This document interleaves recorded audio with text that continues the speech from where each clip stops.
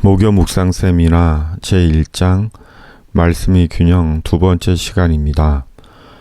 5가지 말씀의 균형, 말씀을 들음, 말씀을 배움, 말씀을 읽고 묵상함, 말씀을 암송함, 말씀을 실천함은 탁자의 5개의 다리와 같습니다. 다리가 있어야 탁자가 되고 유용한 탁자가 되듯이 말씀의 5가지 균형도 그리스도인의 온전한 신앙과 삶을 위한 말씀의 다리와 같은 것입니다. 특히 3개나 4개의 다리가 있는 탁자도 탁자로 사용하는 데는 손색이 없지만 3개보다는 4개, 4개보다는 5개의 다리를 가진 탁자가 더 안정감이 있고 무거운 것을 올려놓아도 잘 견딜 수 있는 것 같이 말씀의 5가지 균형은 그와 같습니다. 말씀의 5가지 균형은 서로 완벽한 조화로움 속에 있습니다. 마치 탁자의 다리들이 서로 연결되어 서로를 지탱해주고 서로 의지 속에 각자 제 역할을 하고 있듯이 말씀의 5가지 균형도 어느 하나 뺄 수 없고 중요하지 않은 것 없는 하모니를 이룹니다. 마치 3개나 4개, 5개의 다리를 가진 탁자에서 다리 하나를 뺀다면 아예 탁자로 사용할 수 없거나 사용한다고 해도 매우 조심스럽고 불안할 것입니다. 그러므로 말씀의 5가지 균형은 어느 하나 불필요한 것이 없고 소홀히 여길 수 없는 제 위치와 제 역할을 가집니다. 기독교 중기 수도자들에게 하루 일과의 중요한 3가지 요소는 1. 독서, 기도였습니다. 수도자들은 시편을 읽고 시편으로 기도를 드리고 시편을 암송했습니다. 심지어 정해진 분량의 시편을 암송하지 않은 수도자는 자신의 거룩한 섬김에 대해 태만함을 드러내는 게으른 자로 여김을 받기도 했습니다.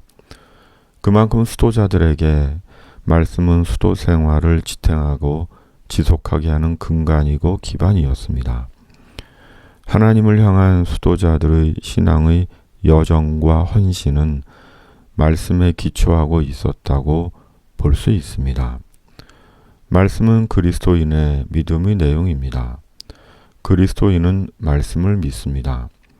말씀은 그리스도인의 믿음의 중심이고 그리스도인의 삶의 기반입니다. 그리스도인의 인생은 말씀 위에 서 있습니다.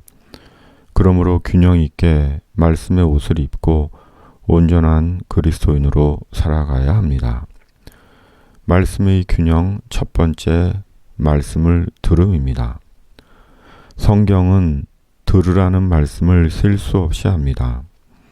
이스라엘아 들으라는 신명기 쉐마의 말씀을 비롯해 하나님께 들으라고 하십니다. 히브리어 쉐마의 뜻이 들으라입니다. 너희는 귀를 기울이고 내게로 나와 들으라. 너희는 여호와의 말씀을 들을지어다. 귀 있는 자는 들을지어다. 들으라고 하십니다. 끊임없이 들으라고 하십니다. 그리고 들음에서 믿음이 난다고 말씀합니다. 로마서 10장 17절에 그러므로 믿음은 들음에서 나며 들음은 그리스도의 말씀으로 말미암았느니라. 들음을 통해 믿음이 생긴다는 것입니다. 이는 곧 들음을 통해 영적인 깨어남이 일어난다는 것입니다. 들음을 통해 예수님을 알게 되고 예수님 안에서 하나님의 존재를 깨닫고 발견합니다. 그러므로 신앙은 듣는 것입니다. 듣는 것이 신앙입니다. 바로 하나님의 말씀을 듣는 것입니다. 5가지 말씀의 균형도 넓게는 들음의 범주 안에 있습니다.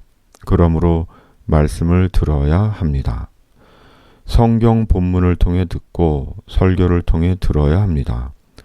성령으로 들어야 합니다. 귀 있는 자는 성령이 교회들에게 하시는 말씀을 들을지어다. 그러므로 5가지 말씀의 균형의 첫 자리는 말씀을 들음입니다. 그리고 말씀의 들음은 수동적입니다. 일방적입니다. 교류하고 소통하는 것이 아닙니다. 듣고 응답함입니다.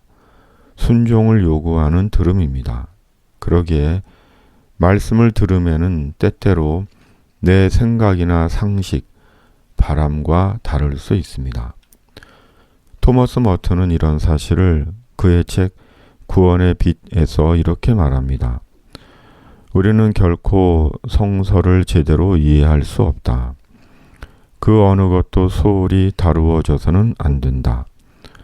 인간의 마음을 당황하게 만들고 놀래키며 혼란스럽게 하는 것이 바로 성서가 지닌 본연의 모습이다. 그러기에 성서를 펴서 읽고자 하는 사람은 마땅히 이러한 혼돈이나 어리둥절함, 이해할 수 없음, 때로는 모욕 등과 맞부딪힐 각오를 해야 한다.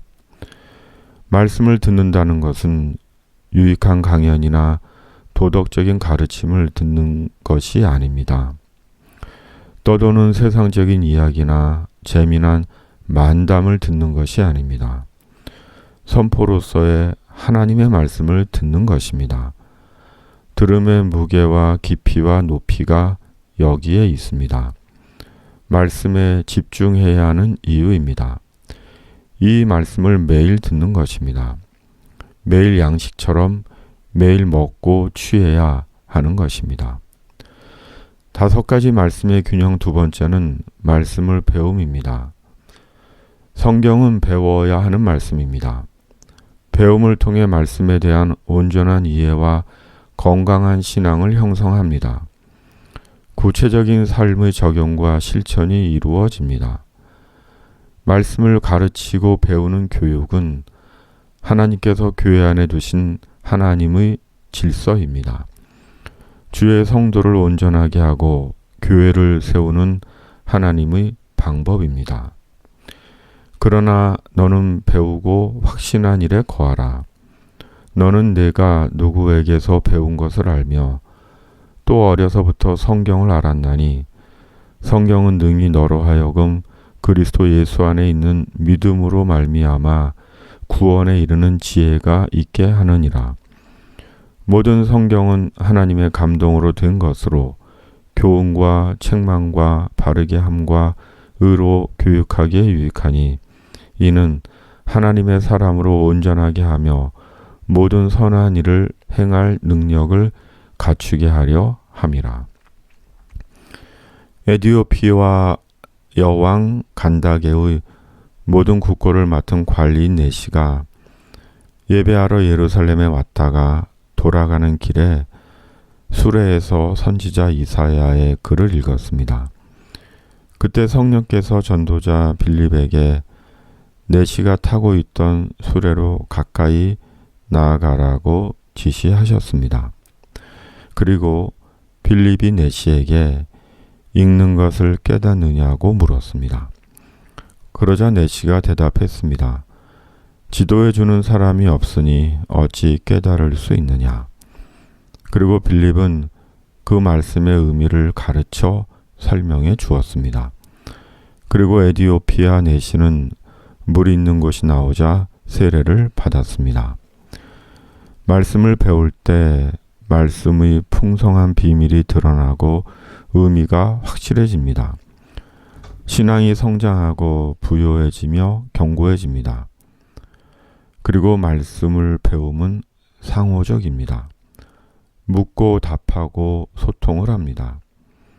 그 소통을 통해 의미가 확장되고 친밀한 영적 연대가 이루어지고 관계가 발전합니다. 언젠가 이 묵상 세미나에 참여하시는 분들과 오프라인에서 만날 수 있는 기회가 있기를 기대해 봅니다. 오늘은 여기까지입니다. 다음 시간에 이어가겠습니다. 감사합니다.